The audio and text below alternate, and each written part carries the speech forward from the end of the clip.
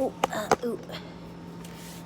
So, as we so often do, we'll just spend a few minutes together to coalesce our energy.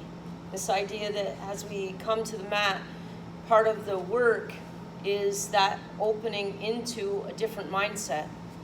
So for me, yoga is a very deep spiritual practice that we see the externality of it in our fitness, our level of vitality and health. And as we start to attend to the breath and attend to our feeling state instead of staying with the cerebral, critical, analytical aspect of our minds, which are great for doing things like putting your grocery list together or remembering to send a birthday card. These are great uses of the brain. However, there are aspects of the brain, the feeling state, the awareness of how we are in the world and how interrelated we are in the world, that we are underutilizing. And part of our practice is to come to those aspects of our awareness and open the door to them, which on some level means we have to shift our thinking. And so when you arrive on the mat, many of you have been privy to what I would call the piece of truth, that when I myself first started my practice, it was driven by the desire to look better naked. You know, the whole, I want to I make the joke, get rid of my Hello Betty, and to try to get the ass a little tighter, rounder, higher, J-Lo-ish, or whatever the most recent nice ass is that's coming across Instagram. I think it was a pretty standard motivation.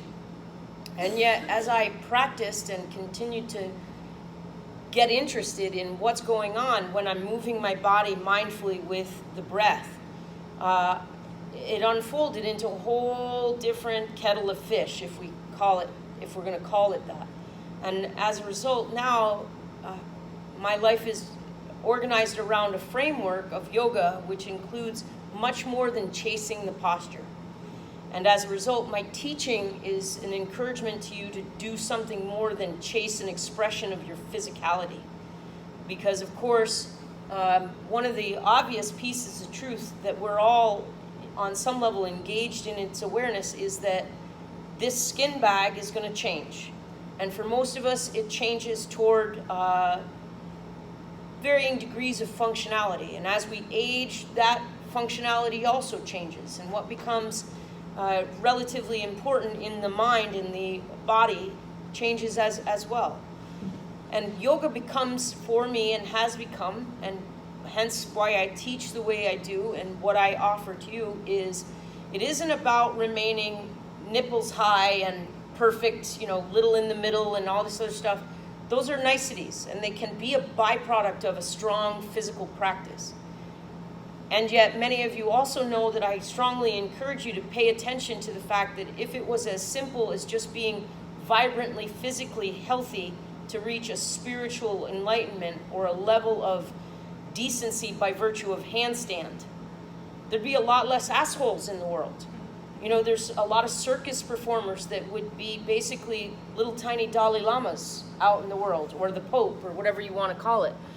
And yet I know a lot of really flexible, strong people that remain neurotic and weird and caught up in what's happening to them, and it's about me, and I can only eat this way, and I can only go to bed at this time, and there's all these, and they're not bad disciplines. I'm not making it out that we don't engage in some of that behavior. I'm encouraging you in our practice to go a little bit deeper.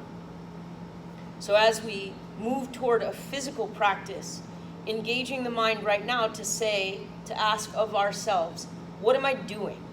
How am I spending this precious life energy? Knowing that we will all arrive into essentially, humbly, I will submit to you that the hole in the ground that'll hold your ashes or the remnants of your physical body will be pretty much the same. The wealthiest person in the room will have the same fucking hole that the poorest person in the room will have.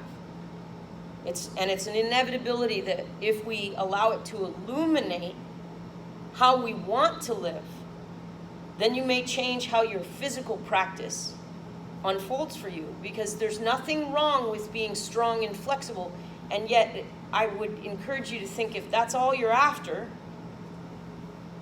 it's a small occupation for the mightiness of your being. It's a rather narrow conscript. And so along the way, as we practice today, I may call you to what I call don't fuss, don't fidget, don't push it, don't pull it. See if you can extend your awareness beyond, do I like it or not like it? And that's what's called the third way. So it's not this dichotomy. I like it, I don't like it. I want more of it, I don't want any of it. To being aware that the universe is unfolding. And there's a sense of just pure amazement that can wash over us. And we can feel this interconnectedness with our being and the other beings in the world, and nature, seasons, and it sounds grandiose. It begins and ends this awe, this space of awe, with our breath. So being right here, right now, not pushing something away or trying to pull something to us, not fixing something because it's a little awkward. Like, this isn't the most comfortable arrangement of my shirt, but it's not a survival threat. So can I drop the distraction and stay in the breath, in the here, in this nowness, instead of constantly correcting it back to some more optimal way for me? So this is really subtle work in so many ways. Hence, I will call you back to the subtlety of your breath. Be in the breath. Don't chase the expression of the posture. Reside in the breath, in the awareness of the breath, in the movement of the breath, in the nowness of the breath. And then maybe you get a nice ass out of it. It's not a bad thing, I think. Let's begin on our bellies. So roll it down.